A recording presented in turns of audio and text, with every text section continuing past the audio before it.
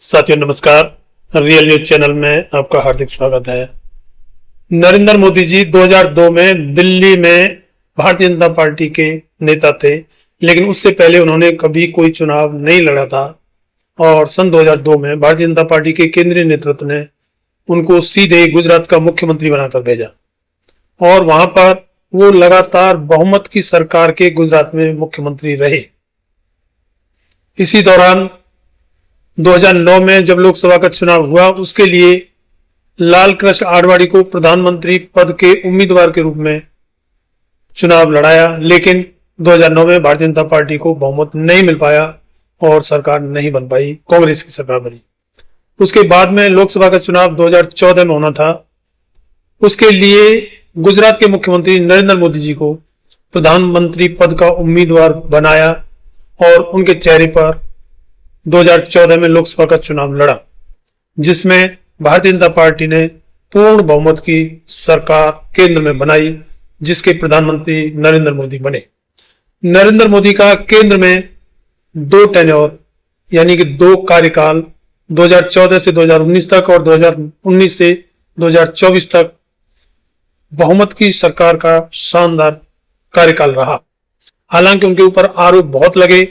लेकिन क्योंकि पूर्ण बहुमत की सरकार थी तो वो शानदार तरीके से अपने आरएसएस के एजेंडे पर बखूबी काम करते रहे, उनको कोई दिक्कत नहीं आई। यहां तक कि सुप्रीम कोर्ट ने डिसीजन दिया था कि चुनाव आयोग की नियुक्ति के लिए जो पैनल होगा उसमें प्रधानमंत्री, विपक्ष के नेता और सीजेआई यानी कि मुख्य justice of supreme court CJI साहब उसमें शामिल होंगे। लेकिन उसके बाद में नरेंद्र मोदी जी ने वो नियम बदलकर चुनाव आयुक्त की नियुक्ति में प्रधानमंत्री, एक उनका कैबिनेट मिनिस्टर और विपक्ष के नेता शामिल होंगे, यानी कि विपक्ष के नेता बहुमत में नहीं हो सकते और उनकी पैनल में होने का कोई मतलब भी नहीं रहा। ऐसे पैनल का कानून बनाया और ये निश्चित किया कि वो अपनी पसंद का ही चुनाव आयुक्त लगा सकें, मुख्य चुनाव आयुक्त लगा सकें। ऐसी कानून प्रधानमंत्री नरेंद्र मोदी जी ने बनाई, जिस पर काफी सवाल उठे, लेकिन कोई कुछ नहीं कर सकता था। इसी दौरान 2018 में सुप्रीम कोर्ट के 4 वरिष्ठ जज ने सुप्रीम कोर्ट के बाहर प्रेस कॉन्फ्रेंस की, जिसमें आरोप लगाया गया कि देश में लोकतंत्र खत्म हो रहा है और जो सुप्रीम कोर्ट में केसेज हैं वो एक सरकार के जो केस हैं कुछ ही गिने चुने जजों को दिए जाते हैं। इस तरीके से उन्होंने काफी गंभीर आरोप लगाए, लेकिन कोई कुछ नहीं कर सकता था, क्योंकि भारतीय जनता पार्टी की बहुमत की सरकार और वो भी प्रधानमंत्री नरेंद्र मोदी के नेतृत्व में चल रही थी।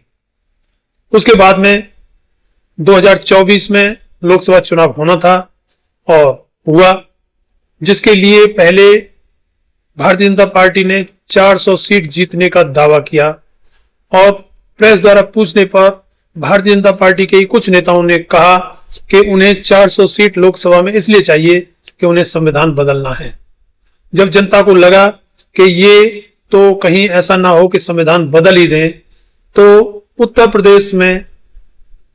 जो जनता कांग्रेस और सपा को वोट नहीं देना चाहती थी, लेकिन भारतीय जनता पार्टी के संविधान बदलने के नाम पर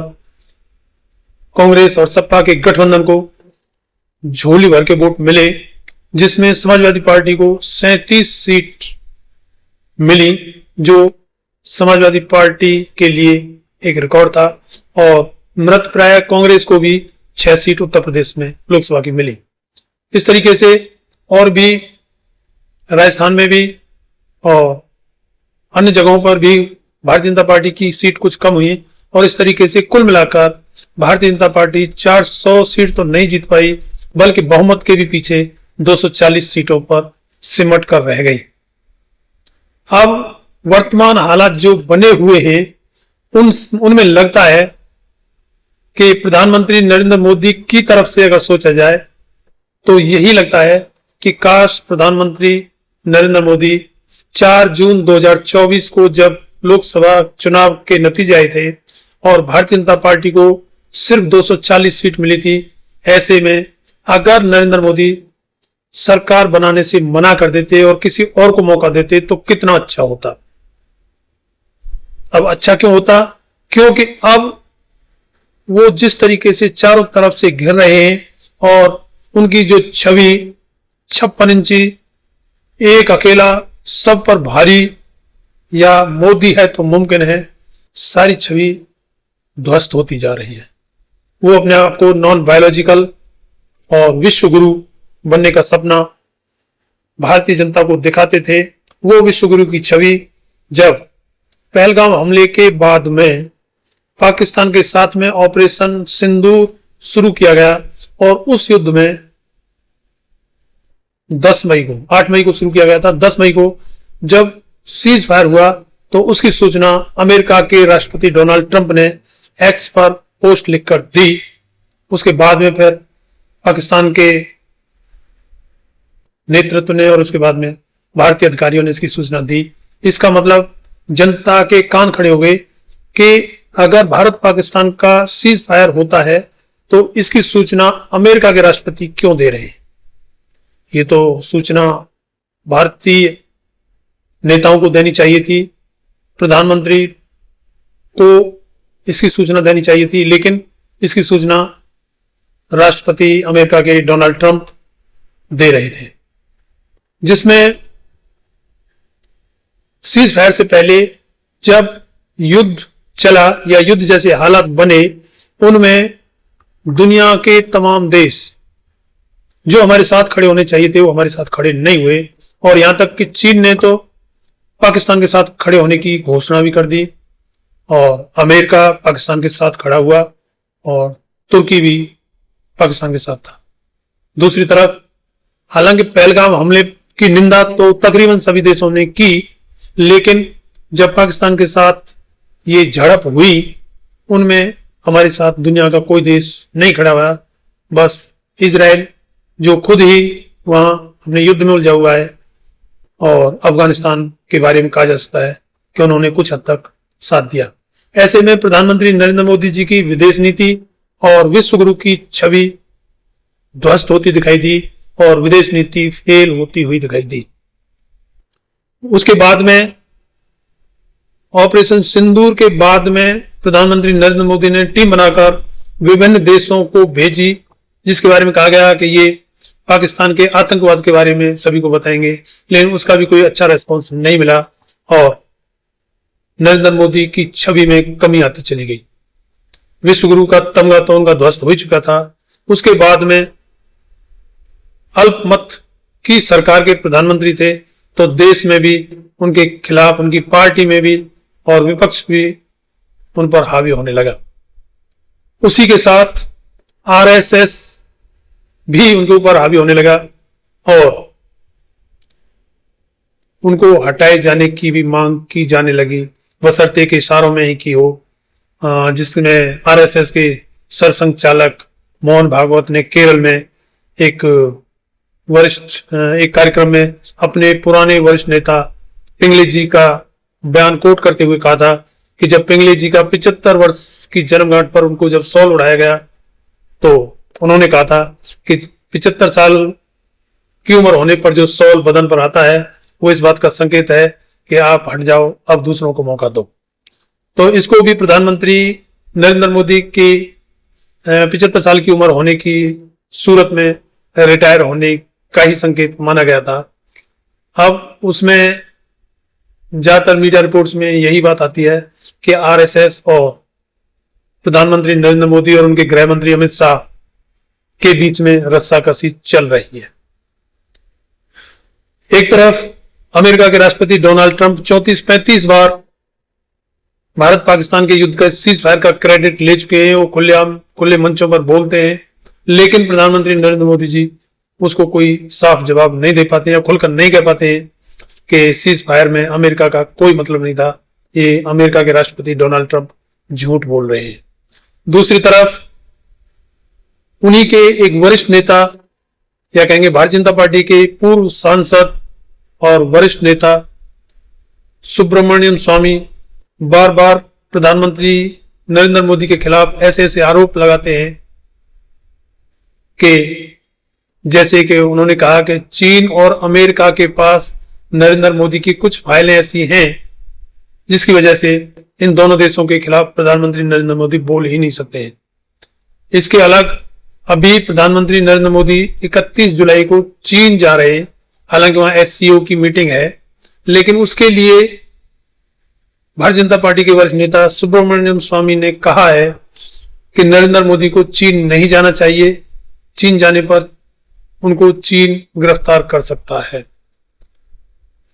इसके अलावा फिलहाल जो विपक्ष के नेता हैं राहुल गांधी, वो बड़े एग्रेसिव तरीके से फुल फॉर्म में और फुल कॉन्फिडेंस के साथ में सरकार के खिलाफ खड़े हैं और बयान दे रहे हैं। और जब उन्होंने 2 अगस्त को ये घोषणा की कि 5 अगस्त को वो कर्नाटक में जाकर प्रेस कॉन्फ्रेंस करके ऐसे खुलासे करेंगे जो एटम बम से कम नहीं होगा और जिसमें चुनाव आयोग दूर दूर तक कहीं दिखाई नहीं देगा, तो उस पर उन्होंने 5 अगस्त को तो वो प्रेस कॉन्फ्रेंस नहीं की, क्योंकि उस समय झारखंड के पूर्व मुख्यमंत्री शिबू सोरेन जी का निधन हो गया था। उसके बाद में अगले दिन सत्यपाल मलिक, जो जम्मू कश्मीर के पूर्व राज्यपाल रहे हैं और भारतीय जनता पार्टी के वरिष्ठ नेता रहे हैं, उनका निधन हो गया। उसके बाद में 7 अगस्त को यानी कि कल राहुल गांधी ने जो प्रेस कॉन्फ्रेंस करके बेंगलुरु की एक लोकसभा सीट की एक विधानसभा सीट, जिस सीट का नाम है महादेवपुरा, उस पर चुनाव आयोग से ही वोटर लिस्ट लेकर और अपनी टीम के द्वारा घर घर जाकर एक एक वोटर की तस्दीक करके वो सबूत इकट्ठे किए जिनसे खुलासा हुआ कि चुनाव आयोग खुद ही वोट चोरी करवाता है। उसमें उन्होंने बताया कि चुनाव आयोग ने महादेवपुरा विधानसभा सीट पर, सिर्फ एक विधानसभा सीट पर 1,02,050 वोटों की चोरी की, जो उसमें ये फर्जी वोट बनाए गए थे और वो सभी भारतीय जनता पार्टी के पक्ष में गए, जिससे कि उस लोकसभा सीट की 6 विधानसभा सीटों पर भारतीय जनता पार्टी हार रही थी, जबकि उसी की 7वीं सीट महादेवपुरा सीट पर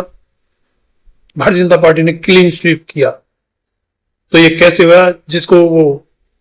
राहुल गांधी बताते हैं कि इस वजह से उस सीट पर हमारा ध्यान गया और इस सीट पर पिछले 6 महीने से उन्होंने एक एक वोटर की तस्दीक की, जिसमें पाया कि इस सीट पर 1,02,50 फर्जी वोट बनाए गए, जो डुप्लीकेट नाम से थे या फेक एड्रेस पर थे या सिंगल रूम एक घर का एड्रेस और उस पर 80 वोटर दर्ज थे। तो इस तरीके से नरेंद्र मोदी जी फिलहाल चारों तरफ से घिर रहे हैं। ऐसे में कहा जा रहा है कि 17 सितंबर को उनकी उम्र 75 साल होने जा रही है, तो काफी संभावना है कि वो उससे पहले प्रधानमंत्री पद से इस्तीफा दे दें। कुछ लोग ये भी कह रहे हैं कि वो प्रधानमंत्री पद से इस्तीफा नहीं देंगे और जहां तक उनका बस चलेगा वो इस पद पर आगे भी बने रहेंगे। खैर, जो भी हो, कुल मिलाकर जो हालात बन रहे हैं उनमें लग यही रहा है कि प्रधानमंत्री की जो छवि बनी हुई थी, मोदी है तो मुमकिन है, एक अकेला सब पर भारी, अन्य तरह की या विश्वगुरु टाइप जो भी कहें, जो बनी हुई थी या बनाई गई थी, वो सारी ध्वस्त होती जा रही है और जितने दिन इस सीट पर रहेंगे लग रहा है कि हालात खराब ही होते जाएंगे। तो इसके लिए ही मैंने सोचा कि अगर प्रधानमंत्री नरेंद्र मोदी 4 जून 2024 को जब लोकसभा चुनाव के नतीजे आए थे और भारतीय जनता पार्टी को बहुमत ना मिलके सिर्फ 240 सीटों पर सिमट गई थी, तो उस समय प्रधानमंत्री नरेंद्र मोदी बड़ा दिल दिखाते हुए किसी और को मौका देते और खुद हट जाते, तो वर्ल्ड में उनकी तारीफ होती और इतिहास में उनका नाम दर्ज होता। लेकिन राजनीति का चस्का, रुतबे का चस्का या जो भी उन्हें करना है वो ऐसा होता है कि वो आदमी को सही डिसीजन सही समय पर लेने ही नहीं देता है, जिसकी वजह से प्रधानमंत्री नरेंद्र मोदी की छवि पर अब इतना आघात पहुंच चुका है और अब और आगे पहुंचने की संभावना भी है, क्योंकि जिस तरीके से राहुल गांधी ने जो महादेवपुरा विधानसभा सीट का सबूतों के साथ खुलासा किया है, वो चीज यहां रुकने वाली तो नहीं है। फिलहाल चाहे चुनाव आयोग या भारतीय जनता पार्टी के नेता कुछ भी कहें दिखाने के लिए, लेकिन हकीकत में वो अंदर से डरे हुए हैं, क्योंकि सबूत ही ऐसे पेश किए हैं राहुल गांधी ने। उसके अलावा डोनाल्ड ट्रंप जानबूझकर भारत की इकोनॉमी को बर्बाद करने पर तुला हुआ है। उसने 50% टैरिफ हमारे ऊपर लगा दिया है और उसके ऊपर उसने दंडात्मक जुर्माना लगाने की बात और कही है, जिससे कि हमारी संप्रभुता ही खतरे में पड़ जाती है। ऐसे बयानों से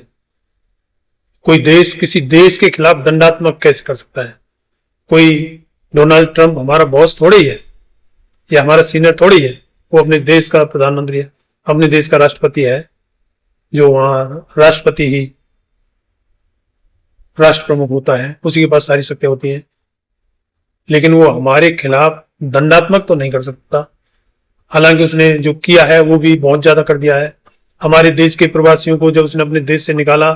तो सैनिक जहाज में, और अप्रवासियों को हथकड़ी और बेड़ी लगाकर जैसे उसने हमारे यहां भेजा, उसने भारत का अपमान किया। और क्योंकि भारत के फिलहाल प्रधानमंत्री नरेंद्र मोदी जी ही हैं और वो उस पर कोई प्रतिक्रिया नहीं दे पाए थे या उसका कोई तगड़ा जवाब अमेरिका को नहीं दे पाए थे। उसके बाद में डोनाल्ड ट्रंप लगातार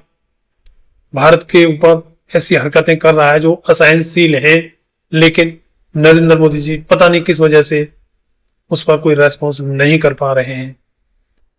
तो ऐसे में प्रधानमंत्री नरेंद्र मोदी, जिन्होंने बहुमत की सरकार मुख्यमंत्री के समय में भी चलाई और प्रधानमंत्री के समय में भी चलाई, लेकिन अब अल्पमत की सरकार आने पर चारों तरफ से हमले हो रहे हैं, लेकिन प्रधानमंत्री कुछ नहीं बोल पा रहे। और पूर्व प्रधानमंत्री मनमोहन सिंह को